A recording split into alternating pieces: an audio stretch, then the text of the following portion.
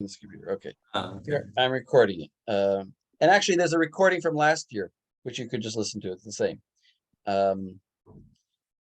Anyway, what was I saying?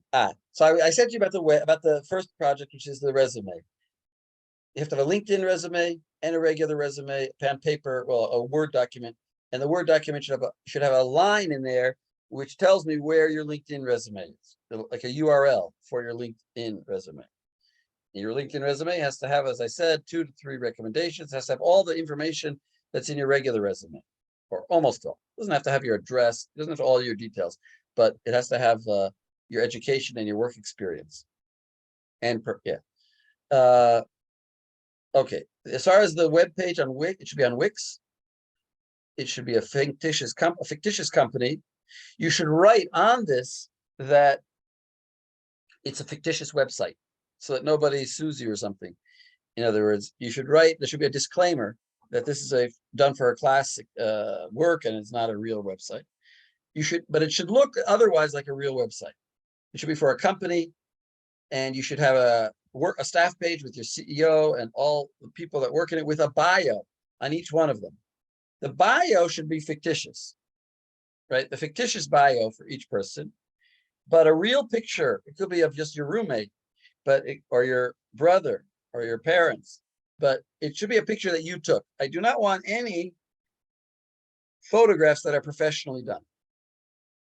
In other words, I want them to be, unless you're a professional photographer, I don't want you to even get free pictures from the web. I want it to be actual pictures that you took with your cell phone or your friend's cell phone. Okay, that's the pictures. The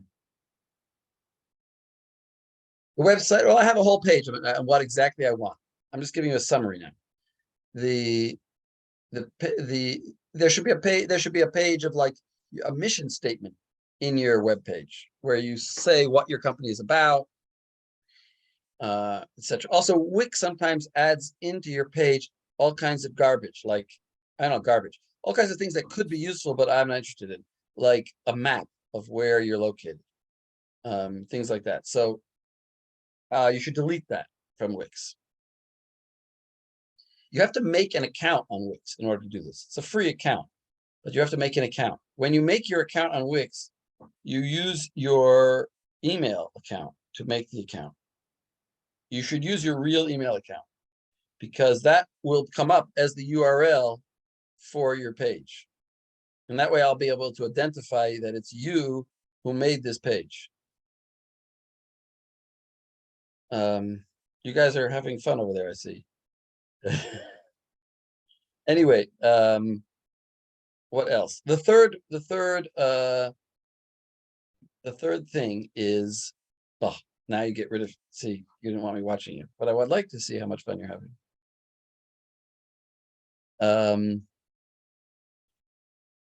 The third thing you need to have is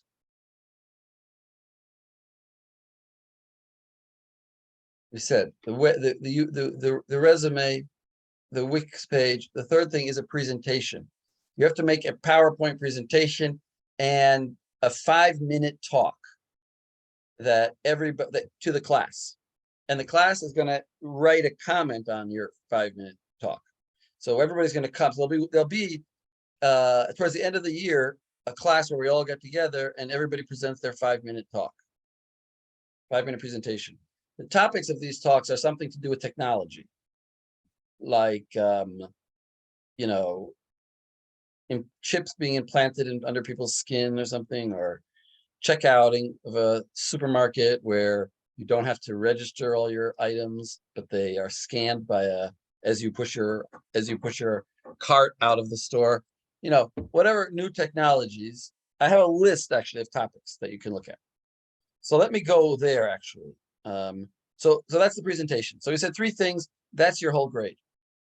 And again, don't complain in your feedback that I expected to learn English and we didn't learn English, because that's irrelevant. I mean, you can say that, but it's an irrelevant comment, because not my decision. It's not, it shouldn't reflect badly on me that you don't like that, because That was the decision that was made by powers greater than either of us. Moodle. I got to go to Moodle.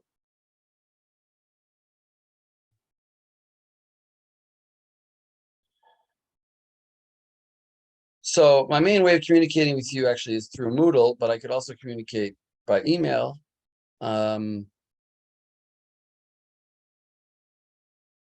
Here you see the resume assignment. Here you see the website assignment, and here you see the presentations. Here, let's look at presentation assignment. Presentation project instruction assignment number 3. Let's look at that. And oh, that's something else.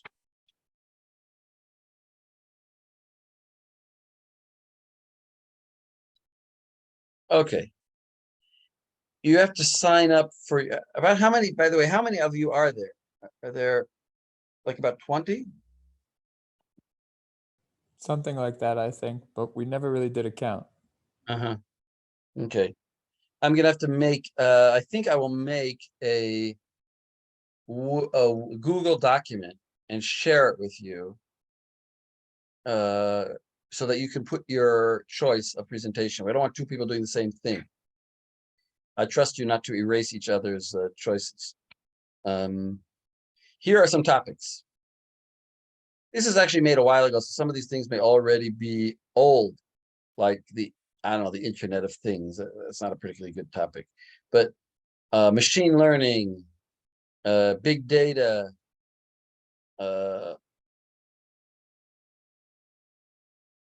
autonomic computing,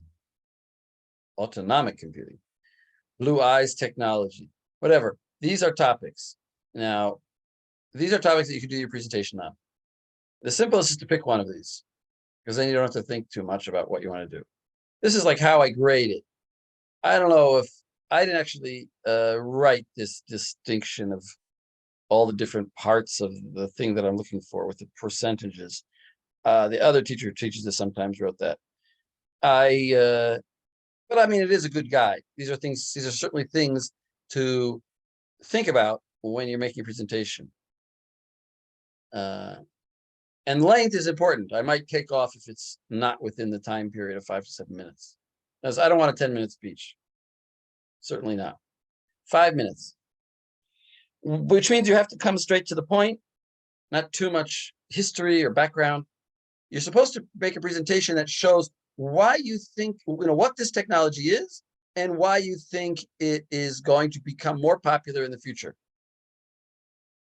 Not just what it is, but why you think it's significant or important and it will become more used, more prevalent in the future. So you bear that in mind when you choose a topic. Don't choose something that you don't identify, you don't think is really significant and will be more significant in the future. All right, back to, I'll go now. Now I'll go to the website assignment page.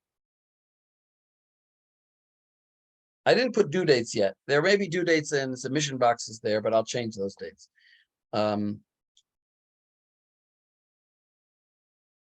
So here you go. Wix provides several template types. You must choose a business-oriented website. In other words, don't choose a blog website. They have, like, you can go to Wix and it'll say blog. It has to be like business-oriented website. I don't want a blog page.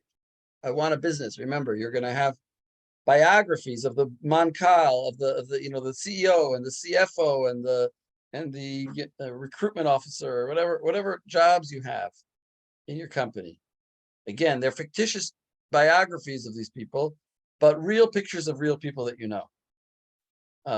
No pictures that you bought or that are professionally made. If you need any further clarifications, you can contact me at this email address, targilimdanzig@gmail.com. Avraham Nurin is the other teacher, but he's not teaching this year, so don't contact him.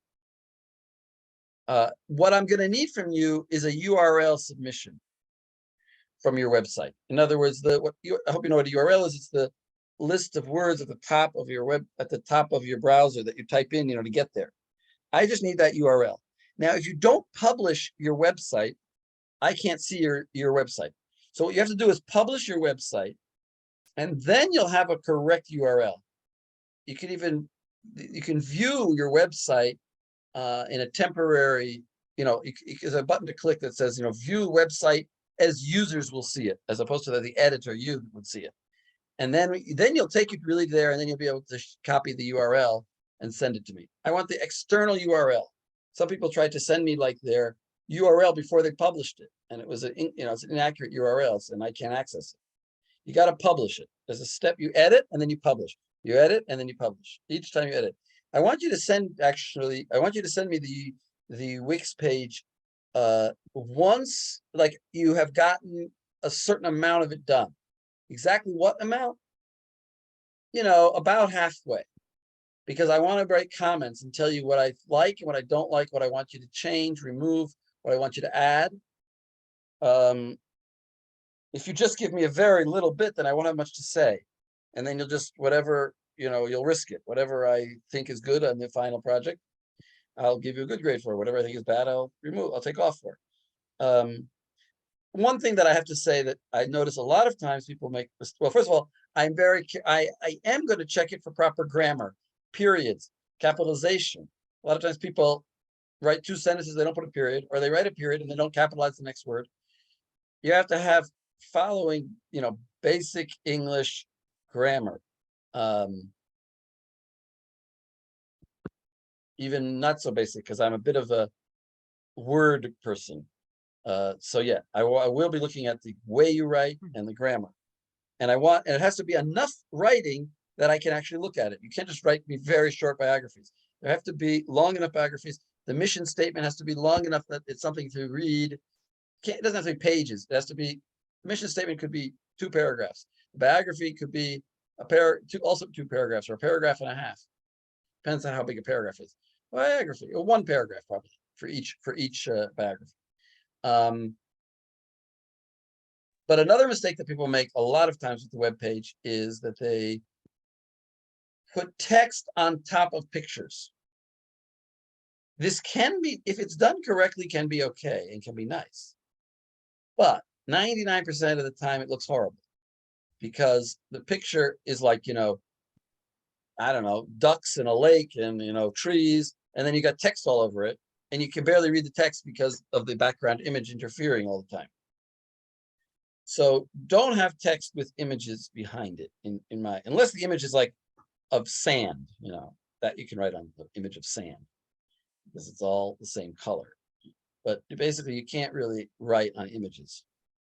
You'll notice that websites don't do that unless they're ugly. Okay, so I will be grading on beauty and on grammar and on fullness of the website. Okay, that's that assignment. Now let's go to the resume.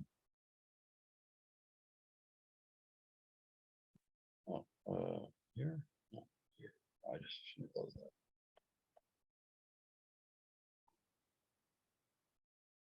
May I ask a question? Yeah. So I worked for an Israeli company, and on their website, so you said we have to have perfect grammar, but I know like that company in specific, for example, purposely would like not capitalize certain things as a way to like appeal to their customers. Is that allowed, or we should stick strictly to proper grammar? Well, I don't know exactly what you're referring to, but I know that like Google doesn't capitalize the G in Google, and Zoom doesn't. If that's what you mean, then that's okay, because that's like the way they write their name. So it's like that, just not just with the name. It's like also with like titles and subtitles within their website when they're like describing or. Well, the rule is like this. I will tell you the rule. The rule, maybe they are following the rule. The rule is, if it's a sentence, it needs to be capitalized at the beginning. If it's not a sentence, like if I say, cornflakes, or if I say, what's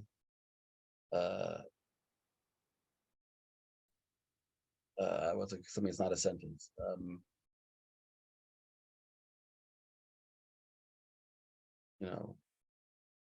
All great men. I don't know. If I say all great men, that's not a sentence. That's a subject. So then you don't have to, if you're just writing that for some reason, then you don't have to capitalize it. But if it's a sentence with a subject, object, and a verb, predicate, then it should be capitalized. No, so I don't, they're not submitting their website to English for, computer scientists.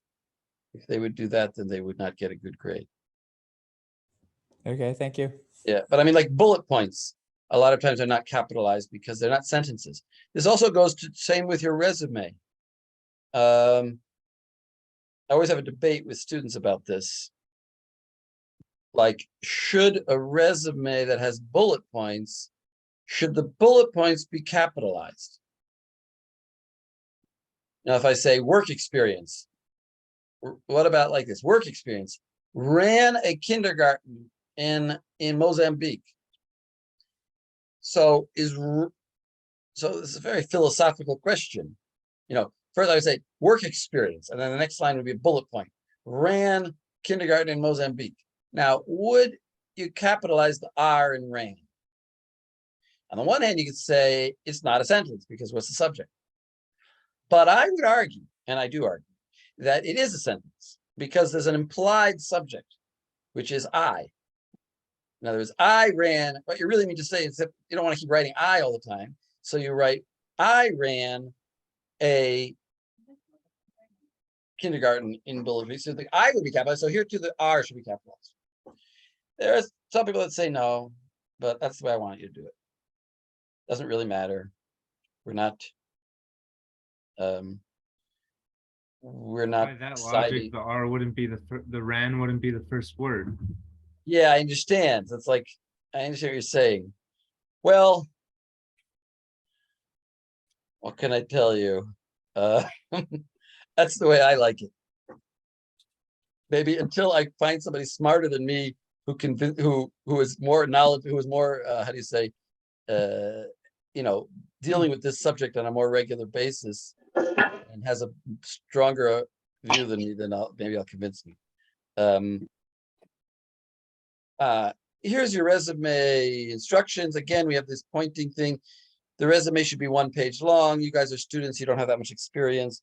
It should be professional format, which means like a nice format. LinkedIn resume. You are to write a resume in LinkedIn which corresponds to the above resume.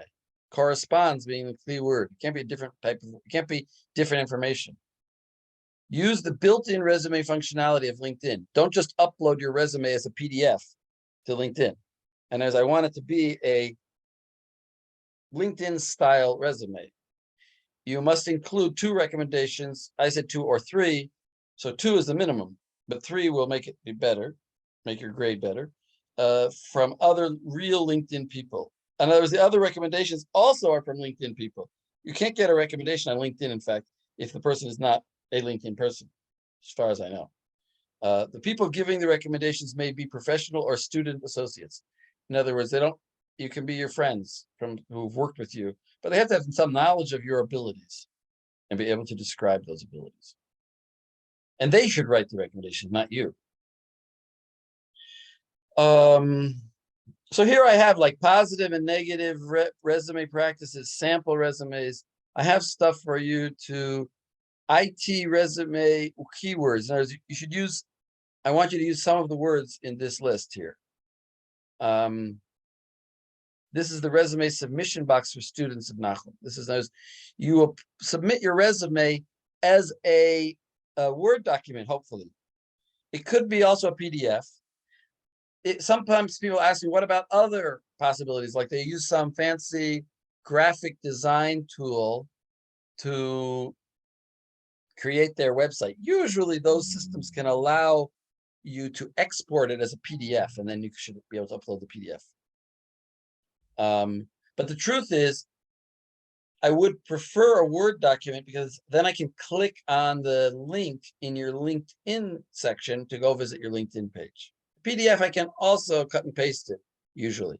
But any other format will be difficult for me to get to your LinkedIn page. All right, let's look at some sample resumes.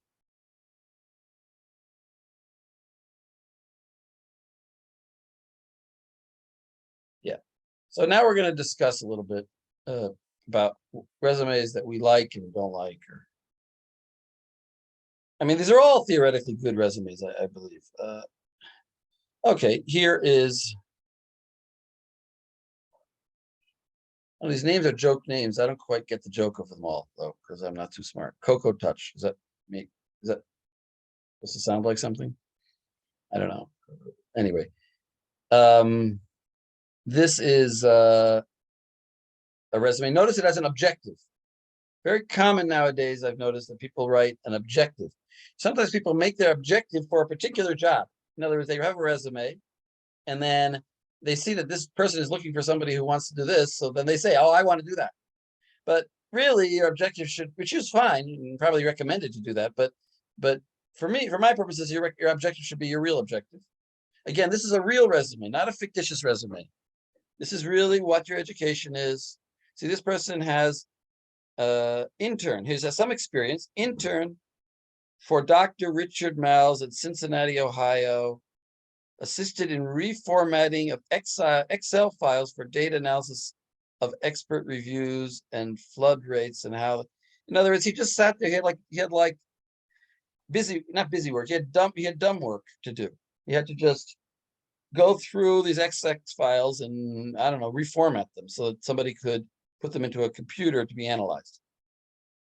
Tutor for middle school students. So his experience is very minimal, which is reasonable because he's a student. So then he writes coursework, what courses he's doing. It could be sample of coursework. It doesn't do everything you did. Project.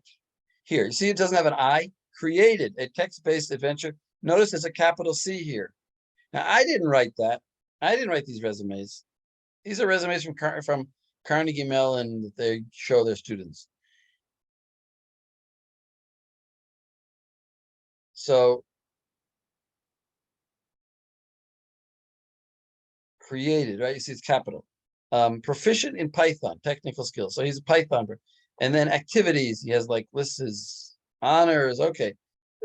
That's a simple resume, basic format. Here is a not so simple one called by a person named Matrix, which I guess is Matrix. And you see education, different style. Here's the like bullet points in between each of the skills. I find this here, latex, Git. This person has a lot of skills here. Experience, Carnegie Mellon University Human Computer Interaction Institute Research Assistant. Make, notice capital M. See, I'm not making it, when I say what I say, I'm not making it up.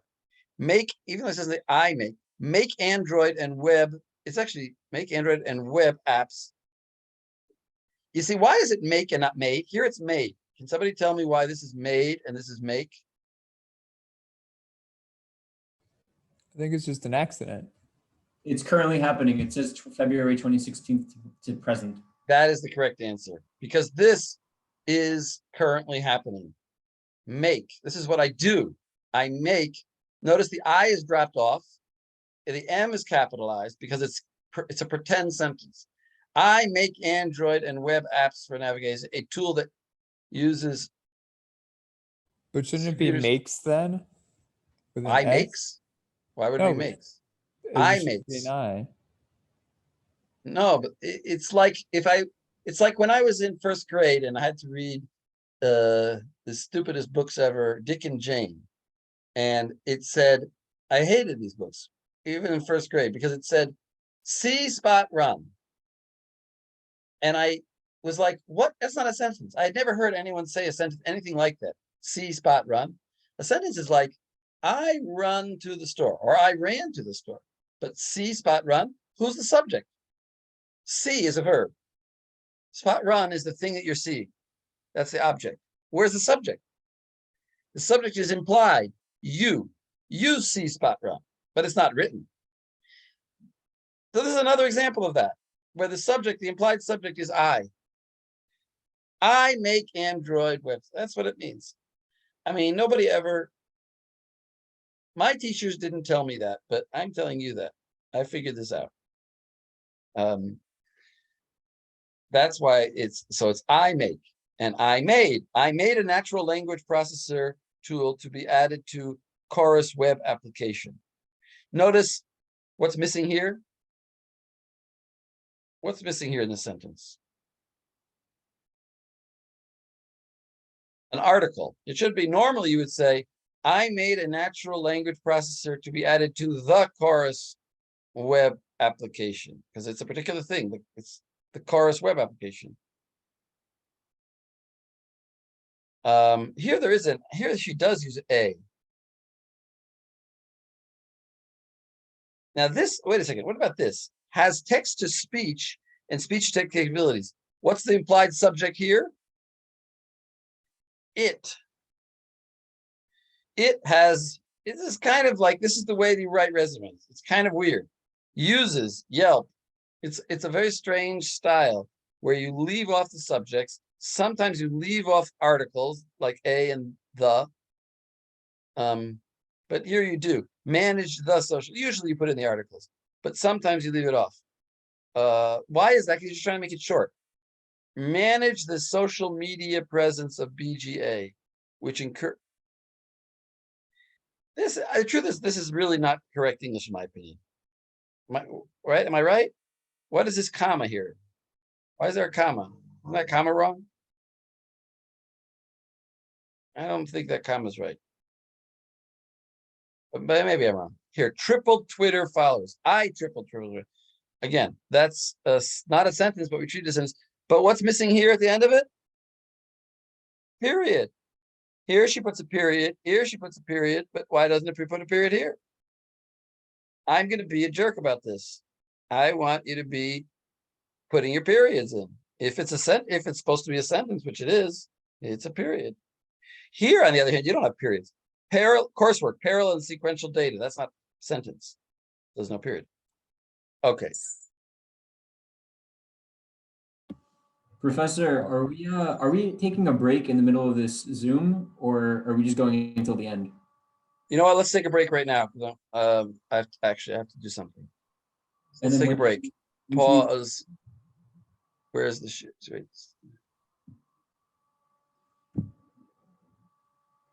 How do I? Okay. Time are we restarting? 10 minutes. So let's start the recording here. Share screen. We were just talking about this resume. Aside from it having some missing periods, it's pretty much right. But the only other thing I don't like about it is that I don't like this font. It's very hard to read it. I mean, maybe I just have bad eyes, but the letters are very thick and next to each other. So it's hard to read. It's very small and there's not a lot of space between the letters. I mean, this one is much easier to read. There's more space between the letters. There's more white space in general. I mean, this one's boring. This one's a little bit more interesting, but it's interesting in a bad way. It can be interesting in a good way. Here's another boring one. Again, objective. Wait, did Matrix have? See, she doesn't have any objective here. Not all resumes have objectives, but it's good to you should have an objective. Notice how the objective is written. To obtain. You really have to read the sentence as, my objective is to obtain a professional position in the consulting industry, utilizing my relevant experience, technical expertise, and problem solving, period.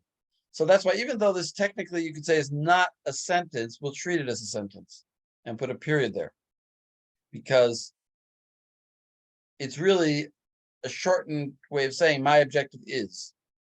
And then here, Carnegie Mellon, Pittsburgh, PA, this is obviously not a sentence, no period.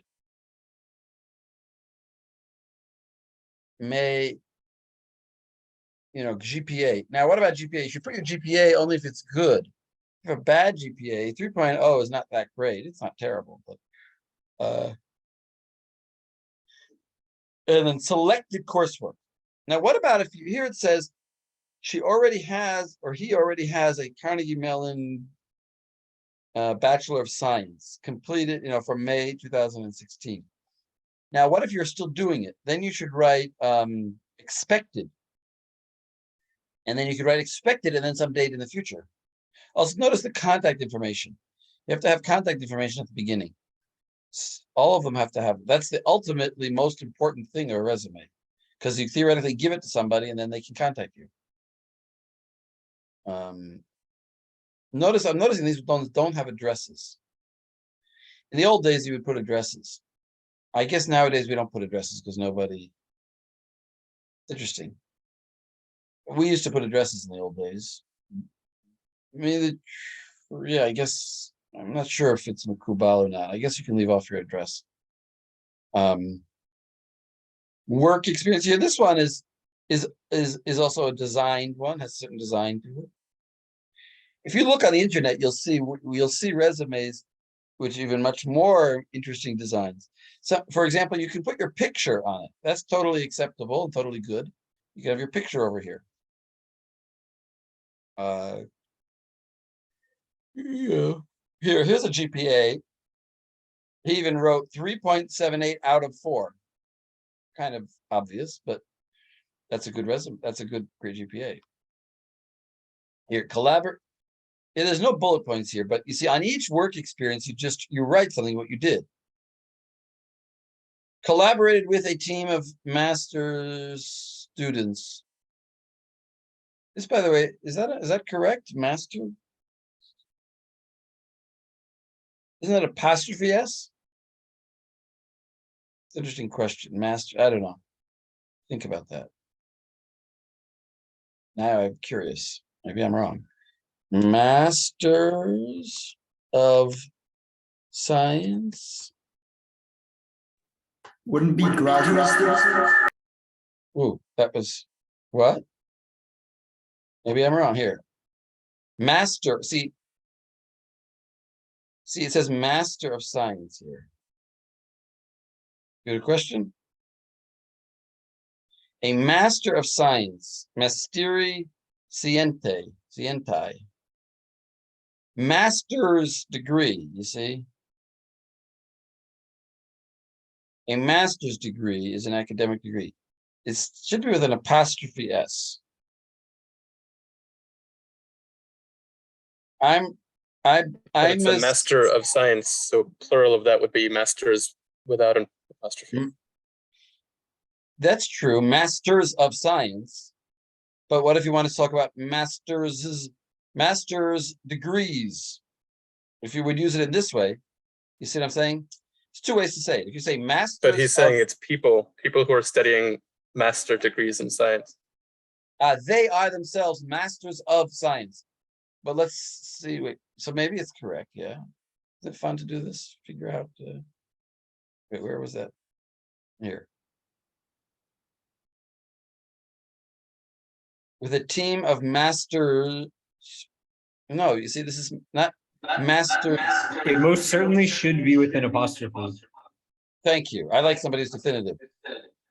Master's students. In other words, there would be master students. Could he have said master students without any You could S? have said with a team of master, without no S at all, with a team of master students. But that would be very confusing because it would almost sound like they're not regular students, they're master students. I mean, It's shorthand to begin with is just kind of frowned upon usually, but if they were going for masters, it has to be with an apostrophe. exactly. That's what I'm saying. That's why I'm saying this is wrong. Here, masters of human, that's for sure wrong. We just saw that. I just proved that to you. It's a master apostrophe S. There's no such thing as a master's degree. It's not like you become a master's. You became a master. If you're a master of something, you are a master of it. And that's so a master's degree is the degree that a master gets. I am a master. I got a master's degree. It would be strange if I was a master and I got a bachelor's degree.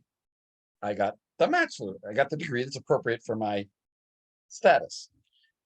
Anyway, so it is my degree. So it's the degree of master. Anyway, so this is wrong.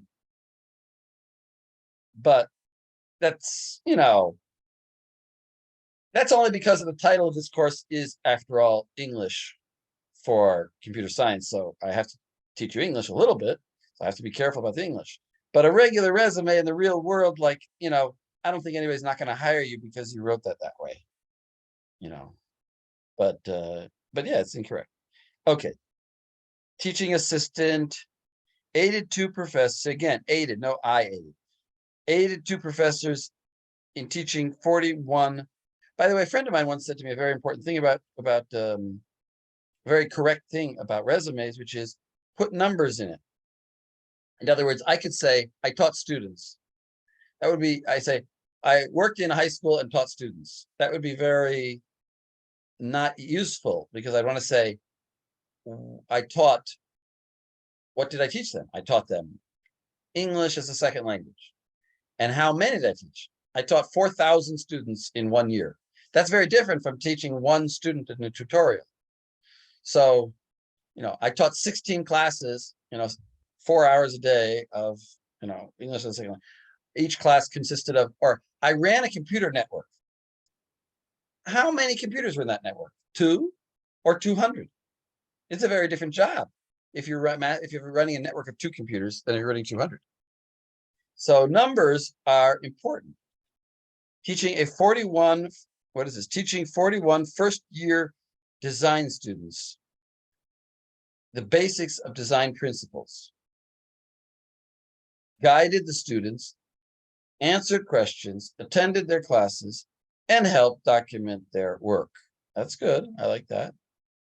Anyway, but you see here, they use some in bold, some not in bold. Skills, they did play around with fonts. That's okay. This is, as long as it's not too grating on the eye. If you were changing fonts, it has to serve a purpose, and the purpose here is to differentiate between this section of the page and that section of the page. But again, this one is done in a way that is not grating on the eye. When on the other hand, it's not boring. As this one's boring. This one's not boring, but it's grating on the eye. This one to me is a good balance. What about this one? Here's another style. Again, this one is boring and grating on the eye, in my opinion. Again, this is very subjective, but I think it's grating on the eye. It's very crowded here. It's hard to read anything. Here's, again, bullet points with capitalization. Okay, you get the idea. There are more examples. We don't need to go through them all. You can look at them.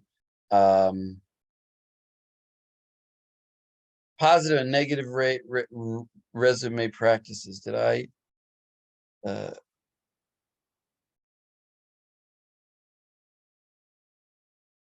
Let's see. Do's and don'ts for writing your resume. Oh yeah, I wrote this. I think I wrote this, or yeah, but I wrote it, but yeah, anyway, I think I wrote, at least I wrote some of it. This is an important point. Your resume will be a starting point for conversations in any job interview you eventually get. In other words, that means that you need to be prepared to speak on any item in your resume for a few minutes, maybe for 5 minutes.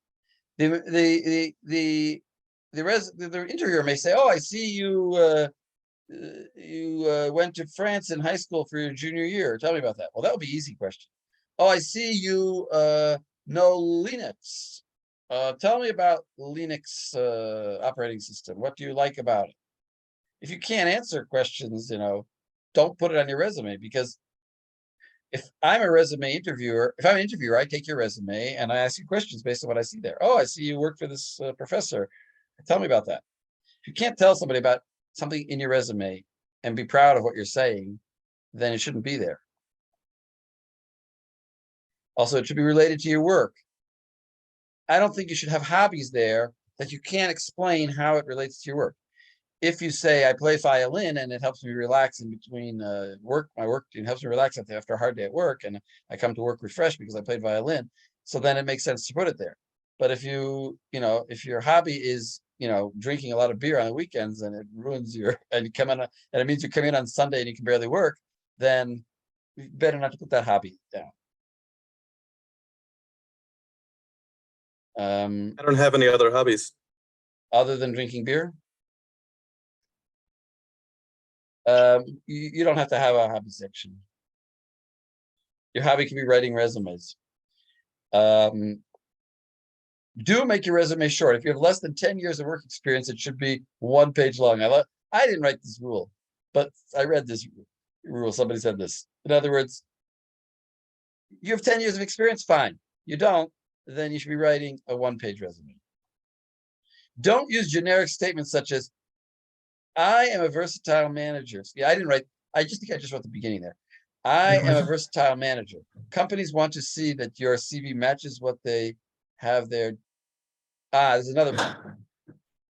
This is what Abraham Nurin actually added.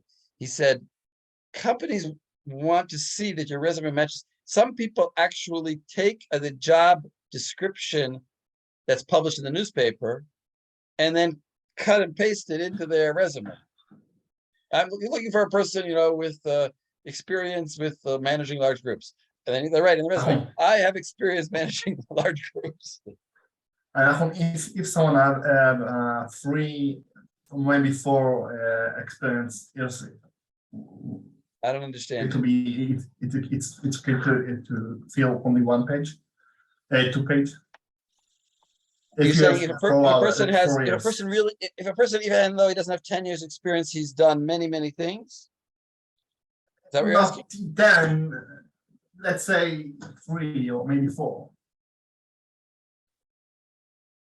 Exactly. I mean, this is just general rules of thumb. These are not hard and fast rules. Again, you don't necessarily have to put, if you really have 3 or 4 years of experience and you want to make a 2-page resume, maybe you could do that. But you could also consider that not everything. Not recommended. No, it could be. It could be if it's all really good stuff, then why leave it out? If you got a Nobel Prize and don't leave it off just because you ran out of room. On the other hand, if you delivered pizza in college and your resume is 2 pages long, then you probably shouldn't have that. Actually, I wrote here. And if you if you want some hackathon. If you what? If you want some hackathon. I don't know what hackathon is. Hackathon. Hackathon, it's like the Oh, hackathon. Yes. Hackathon. Okay. Got to pronounce your H's. Hackathon. Yeah. Again, hackathon is something that you could put on, but you don't have to. If you've gone over 2 pages, if you've gone over a page, then probably you can remove the hackathon. You probably have a lot of other things that are more serious. But if you don't have anything but a hackathon, then put it on. You see what I'm saying? Once you have more than a page, you could start saying, well, I have a lot of stuff here. Maybe I can remove stuff. Maybe if I've been working for 3 years, I don't need to, for example, you don't need to put your coursework. If you've already been working for 3 years, then your coursework is not so relevant. You might put your GPA, but not necessarily list your courses because it doesn't really matter. You've been working for 3 years. If you're working at the same time as you're studying, I wouldn't necessarily put my coursework in. But sometimes the course are really important to this specific job. For example, AI or data mining, or I don't know. Yeah, but it could be that you have no other experience in AI or data mining. In other words, maybe in your experience. I mean, it depends what your experience is. Okay, let's say I have experience in I don't know, embedded system, and I want to develop my career to enter to AI. Then you should put it in. You're right. Again, it's all, like I said, these are what I call a rule of thumb, which means it's a general rule which can be violated in various circumstances. But if you have done it, some people are very productive and do a lot of things, and they're all very valuable. So they should put them all down, and then you can have a 2-page resume. But in general, no, that's all.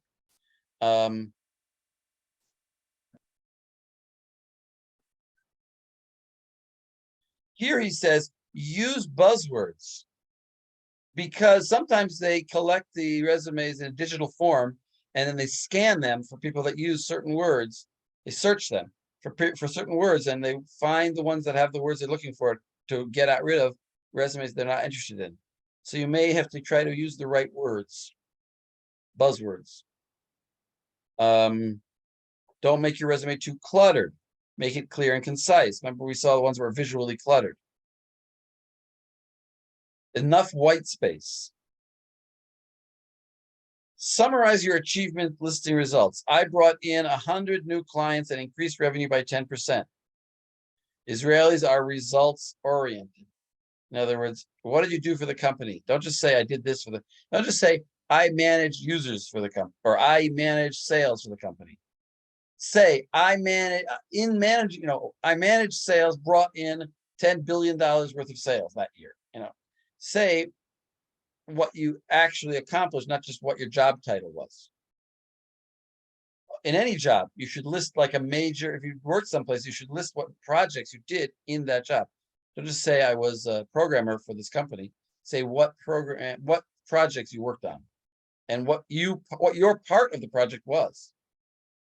All right, anyway, this goes on. I'm not going to read all this to you. These are,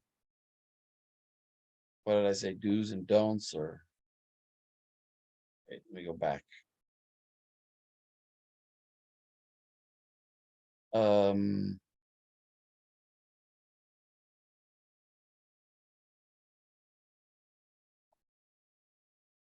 Here's instructions for the LinkedIn resume.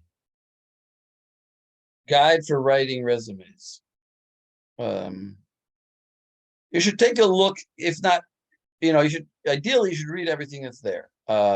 Minimally, you should take a glance at everything here. Here's a guy. Now, I tried to collect information, either write it myself or collect it from other places. How to pick a resume format. This is actually a very useful page. In other words, you can look on the web and how to write a resume, and you'll find a lot of places that don't give clear information. This is a very good site. So I recommend you read this site on how to write your resume according to good practices. All right, I think we'll end here. I don't have a date yet, and I don't have a date yet for when it's due, but the resume should be due within about 4 weeks. That's the first thing to do. I don't want to get everything at the end, because you have exams to study for at the end. So resumes will be due in about 4 weeks. The presentations will be due about 2 weeks before the end of the semester. And the websites will also be due around then. I'll send out a list of, I'll send out a link with a Google Doc for you to fill in your projects. All right, that's it. About the LinkedIn and the resume, and what's the due date? Again, I didn't follow you. What are the due dates for the due dates. writing the resume? Yes, and LinkedIn. I didn't publish them yet. Due dates for the resume. I'm saying the resume is in about 4 weeks, but I didn't give it an exact date. The other things, I don't have any exact dates yet. I will. It'll be in the Moodle. It'll say when the box is open till. Right now, it has a date that's passed. About 4 weeks. About 4 weeks for the resume. Yeah. Okay. And the LinkedIn. You can also send me a sample if you want by email to targulimdanzig@gmail.com if you want to show me a preliminary version. Okay, great. And I will